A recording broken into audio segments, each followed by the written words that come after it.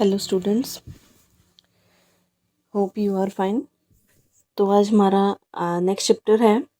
Next chapter start कर रहे हैं हम, change in profit sharing ratio among the existing partners.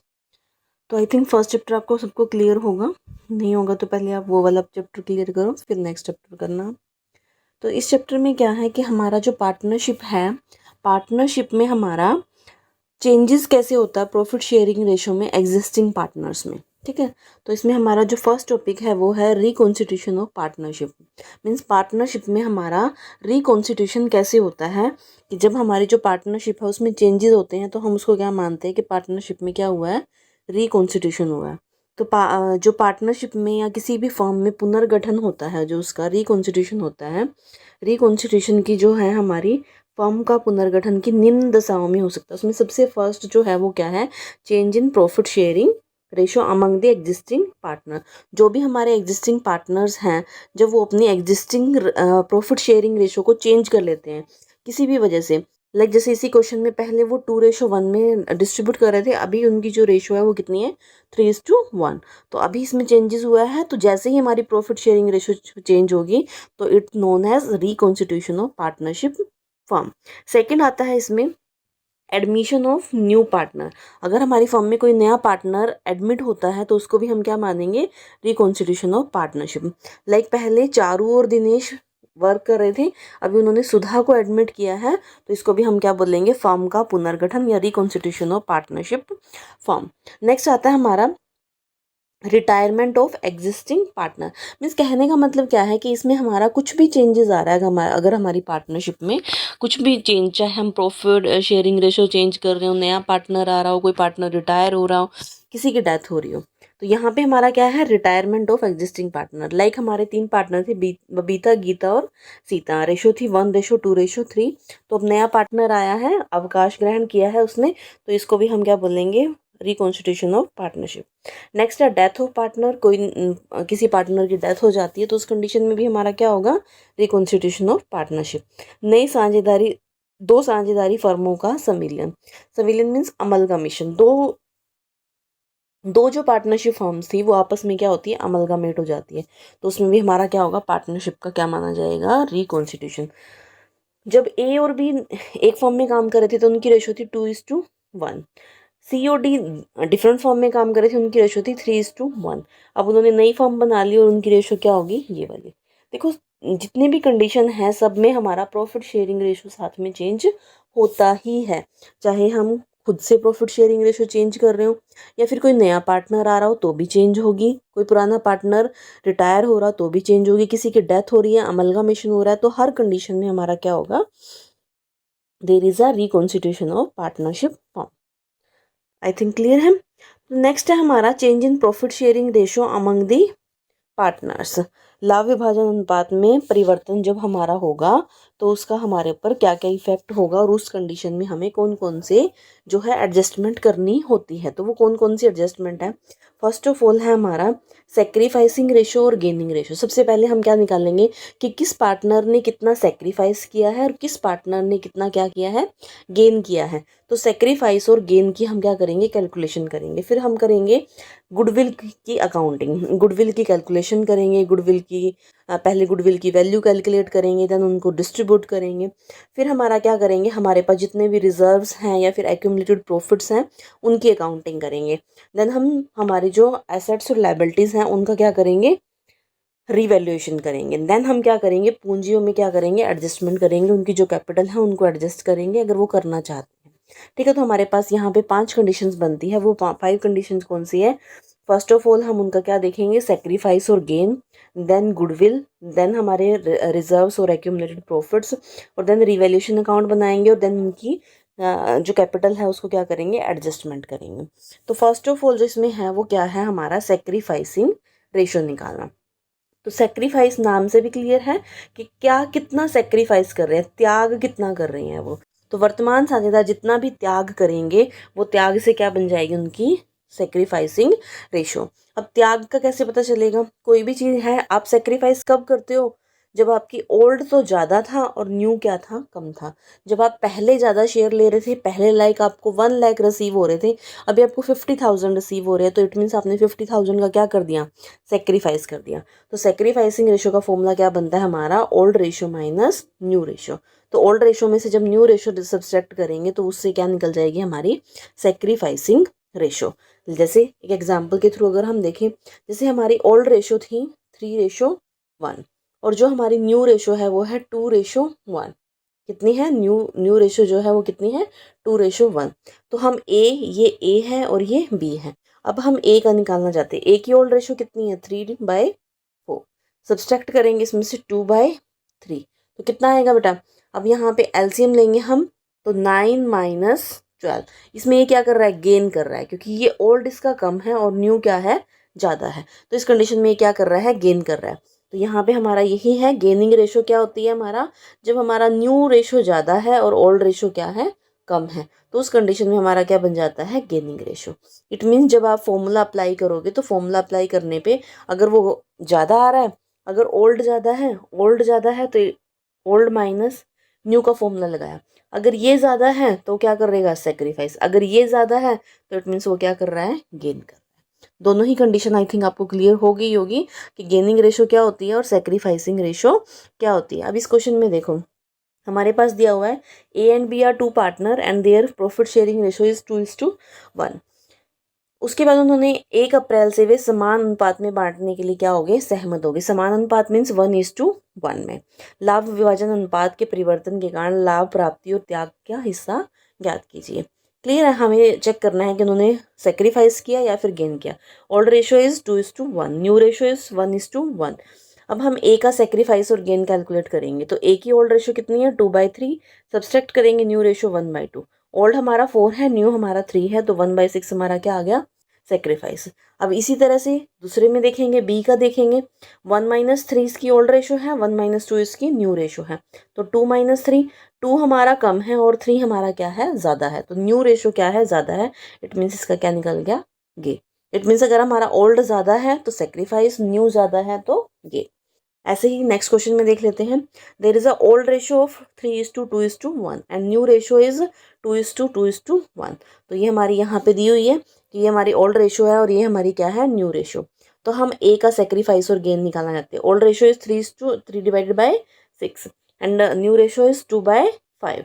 जब हमने किया, old ratio is 15 and new ratio is 12, तो 3/30 हमारा क्या आ गया, सेक्रीफाइस आ गया।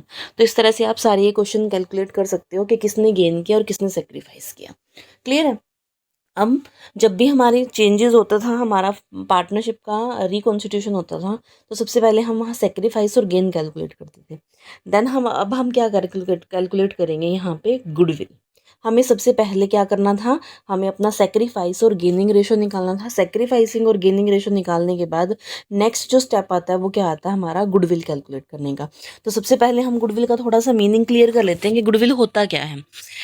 तो गुडविल क्या होता है बेटा, गुडविल होता है हमारी रेपुटेशन या फिर हमारी गुड इमेज जो होगी, रेपुटेशन होगी हमारी या फिर गुड इमेज होगी, उसको हम क्या बोलेंगे, गुडविल। जैसे अगर हम अपने जो कस्टमर्स हैं उनको अच्छी सेवाएं, अच्छी सर्विसेज प्रोवाइड कर रहे हैं, तो वो क्या हो गए, सेटिस्फाइड होंगे और बार बार हमारी ही शॉप पे आएंगे। तो इट मीन्स हमें क्या होगा, औरों से ज़्यादा प्रॉफिट्स होंगे, तो वो प्रॉफिट्स हमारे लिए क्या है, हमारी गुडविल है। ठीक है। जैसे एक नॉर्मल बिजनेस है, तो नॉर्मल बिजनेस में नॉर्मली 10,000 के प्रॉफिट हो रहे हैं, बट हमें 15,000 हो रहे हैं। तो जो 5,000 एक्स्ट्रा जो प्रॉफिट हो रहे हैं वो किस वजह से हो रहे हैं, हमारी गुडविल की वजह से। तो वो क्या मानी जाएगी, हमारी गुडविल। इसमें से कोई भी एक डेफिनेशन आप लर्न कर सकते हो। ख्याति संबंधों और प्रसिद्धि से होने वाला लाभ है। मीन जो हमारे संबंध, हमने रिलेशन बिल्ड किए हैं या फिर हमारी क्या है, एक रेपुटेशन है, उसकी वजह से जो हमें प्रॉफिट्स हो रहे हैं वो प्रॉफिट हमारे क्या कहलाते हैं, वो हमारे प्रॉफिट क्या कहलाएंगे, गुडविल कहलाएंगे। ठीक है। नेक्स्ट डेफिनेशन में क्या कहा गया है, ख्याति इस संभावना के अतिरिक्त कुछ भी नहीं है कि पुराने ग्राहक पुराने स्थान को ही चुनते हैं। ठीक है, कि पुराने ग्राहक पुरानी जगह पे ही जाएंगे, तो वो क्या है, हमारी गुडविल है। क्लियर है। आई थिंक गुडविल की डेफिनेशन क्लियर होगी। गुडविल को अगर हम एक शॉर्ट फॉर्म में बताना चाहें तो क्या कहेंगे, goodwill is a good image of the firm. ठीक है, good image, good relations, good हमारी reputation, that is known as goodwill. Next is characteristics and features of goodwill.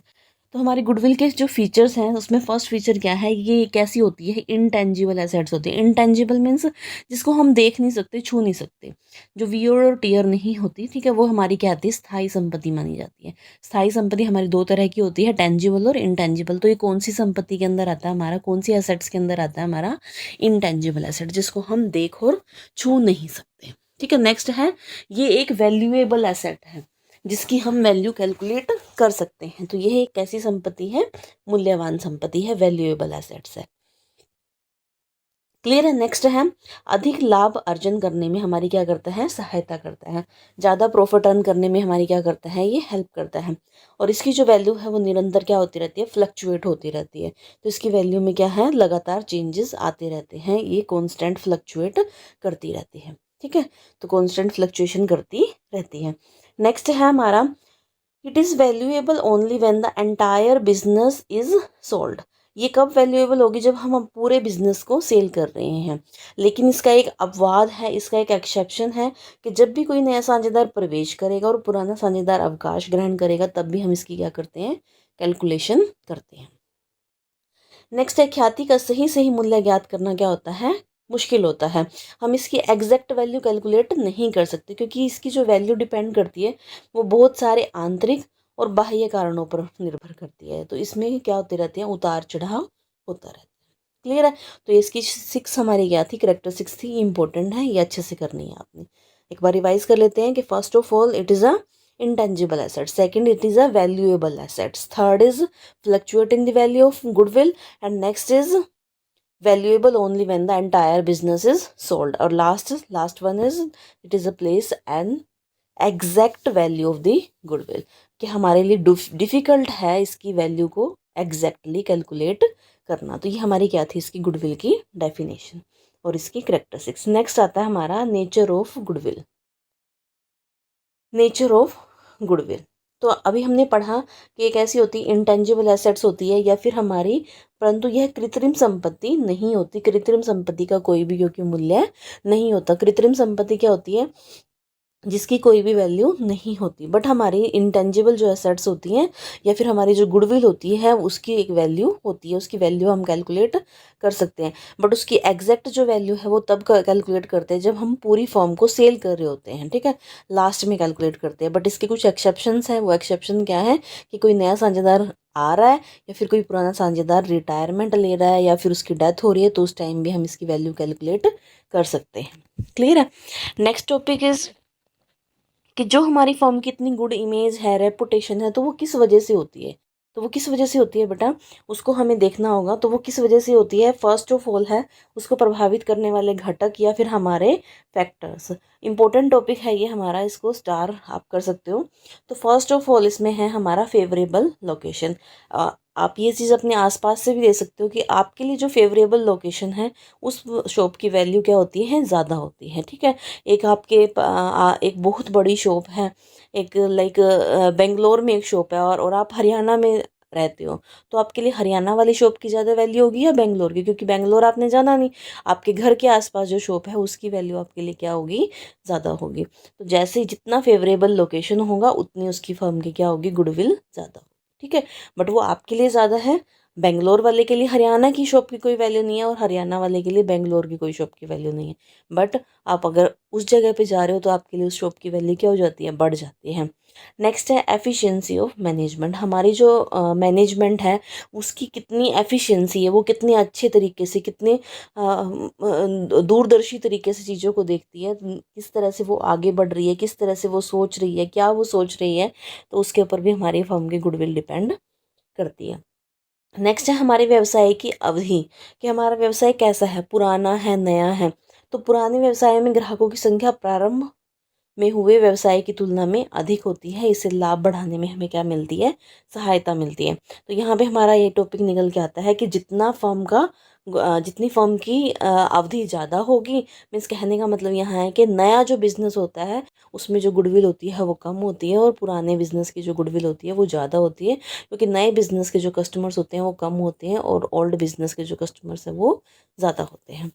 Next है वस्तु की प्रकृति, नेचर ऑफ गुड। तो नेचर ऑफ गुड के ऊपर भी हमारी गुडविल डिपेंड करती है। जैसे नित्य प्रति या डेली की जो चीज़ें होती हैं वो उनकी मांग क्या होती है, स्थिर होती है, तो ख्याति का मूल्य भी क्या होगा, अधिक होगा। तो व्यवसाय किया जा रहा है तो जीवन व्यापन का नहीं है, तो उनकी मांग अस्थिर होती है, इसलिए ख्याति का मूल्य भी कम और अधिक हो सकता है। तो कहने का मतलब है हमारा यहाँ पे कि अगर डेली नीड्स की चीज़ें हैं तो उनकी वैल्यू क्या होती है, ज़्यादा होती है, उनकी जो इम्पोर्टेंस होती है वो ज़्यादा होती है। वैल्यू तो चाहे उनकी ना भी हो, बट उनकी इम्पोर्टेंस क्या होती है, हमारे लिए ज़्यादा होती है। और जो हमारी फैशन की चीज़ें होती हैं उनकी वैल्यू क्या होती है, ज़्यादा हो सकती है, बट उनकी गुडविल क्या होती है, कम होती है, क्योंकि उनकी जो डिमांड होती है वो फ्लक्चुएट करती रहती है। नेक्स्ट है लाइसेंस का होना। तो लाइसेंस का होना, यदि किसी फर्म के पास कोई आयात लाइसेंस है तो फर्म की ख्याति क्या होगी, ज़्यादा होगी, नहीं तो वैल्यू क्या हो जाएगी, कम हो जाएगी। नेक्स्ट है हमारा एकाधिकार। ठीक है, एकाधिकार और अन्य अधिकार। एकाधिकार क्या होता है, मोनोपोली, मीन्स मार्केट में हमारे कितने कंपटीटर्स हैं। मोनोपोली में क्या होता है कि कोई भी कंपटीटर नहीं होता, मार्केट में हम अकेले होते हैं। यदि बाजार में एकाधिकार है, निश्चित और स्थिरता रहती है, इसी कारण अन्य हमारे जो अधिकार होते हैं वो ज़्यादा होंगे और हमारी जो गुडविल है वो क्या होगी, ज़्यादा होगी। तो मोनोपोली जितनी ज़्यादा होगी, ख्याति का मूल्य भी क्या होगा, उतना ही अधिक होगा। नेक्स्ट है हमारा जोखिम की मात्रा। जोखिम, जोखिम मीन्स रिस्क।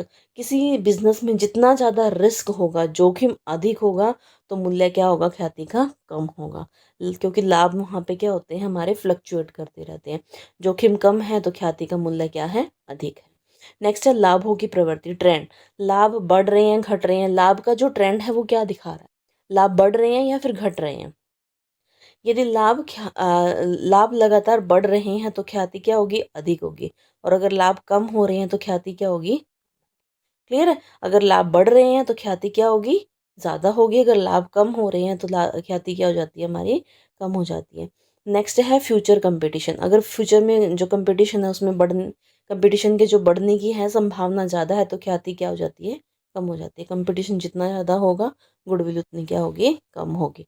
नेक्स्ट है पूंजी की आवश्यकता हमारी, कि पूंजी कैपिटल कितनी रिक्वायर्ड है। अगर लाभ दर एक समान है तो व्यवसाय में कम मात्रा में पूंजी विनियोजित है तो ख्याति अधिक होगी, और व्यवसाय में विक्रय करते समय काफ़ी मात्रा में क्रेता उपलब्ध हो जाते हैं। तो यहाँ पे हमारा क्या है कि कैपिटल की रिक्वायरमेंट जितनी कम होगी, ख्याति क्या होगी, उतनी ही अधिक।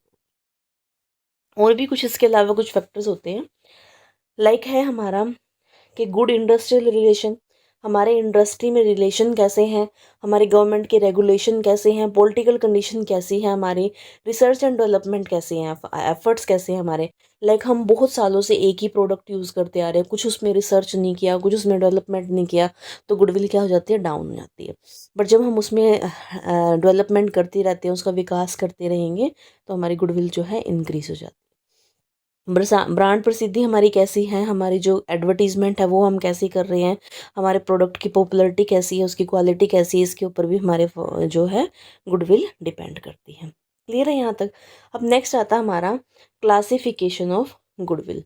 तो ये लास्ट टॉपिक है, नेक्स्ट हम नेक्स्ट वीडियो में करेंगे। तो इसमें क्या है कि हमारी जो ख्याति है उसको दो भागों में बांटते हैं हम। कौन सी, एक परचेज गुडविल और एक होती है हमारी सेल्फ गुडविल।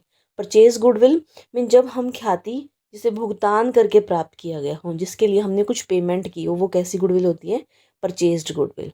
तो शुद्ध संपत्तियों में से हम क्या कर देते हैं, दायित्व के मूल्य को घटा देते हैं, तो इट मीन्स वो क्या, किसके लिए पेमेंट की है हमने, गुडविल के लिए। मीन्स जैसे हमारी संपत्तियां थी, हमने संपत्ति थी हमारी 10 लाख की और दायित्व थे हमारे 8 लाख के, ठीक है। तो हमें 2 लाख, 2 लाख की पेमेंट करनी थी, हमें 2 लाख की पेमेंट करनी थी, बट हमने 3 लाख की पेमेंट की है, तो हमारा यहाँ पे क्या हो जाता है, वो गुडविल बन जाएगी। शुद्ध संपत्तियों के मूल्य क्रय मूल्य में अधिक का जो है वो क्या बन जाएगा, हमारा गुडविल। ठीक है, तो संपत्तियों का मूल्य जितना ज़्यादा अधिक होगा उतनी हम क्या पेमेंट कर रहे हैं, गुडविल के लिए पेमेंट कर रहे हैं। तो इसकी विशेषताएं क्या है, तो ये कब उत्पन्न होती है, ये वाली जो गुडविल है वो क्रय के समय ही बेनिफिशियल होती है, प्रतिफल का भुगतान करते हैं हम, यहाँ पे संपत्ति के रूप में दिखाया जाता है, और शीघ्र से शीघ्र उपयोगी जीवन काल में उसको क्या कर देते हैं, हम राइट ऑफ कर देते हैं। क्लियर है। तो ये हमारी कौन सी गुडविल थी, purchase goodwill. Purchase goodwill mean जिसको हमने परचेज किया।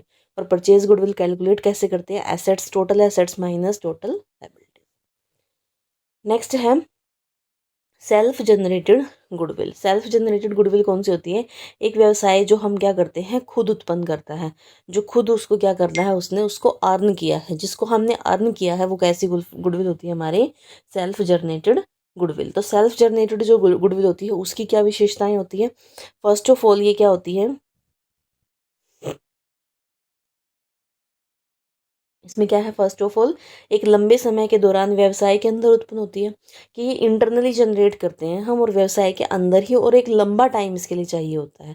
ठीक है, सही मूल्य इसका ज्ञात करना हमारे लिए क्या होता है, कठिन होता है, क्योंकि इसके लिए विचार और दृष्टिकोण पर निर्भर करता है। मेरी नज़र में फर्म की गुडविल कुछ और हो सकती है, आपकी नज़र में कुछ और हो सकती है। तो ये क्या है, हमारी जो उसकी वैल्यू है वो एक्यूरेट कैलकुलेट करना क्या होता है, हमारे लिए मुश्किल होता है। नेक्स्ट है लेखांकन प्रमाप हमारा 26। इंडियन अकाउंटिंग स्टैंडर्ड जो है हमारा 26, और इंडेस हमारा कौन सा एप्लीकेबल होता है इस पर, 38।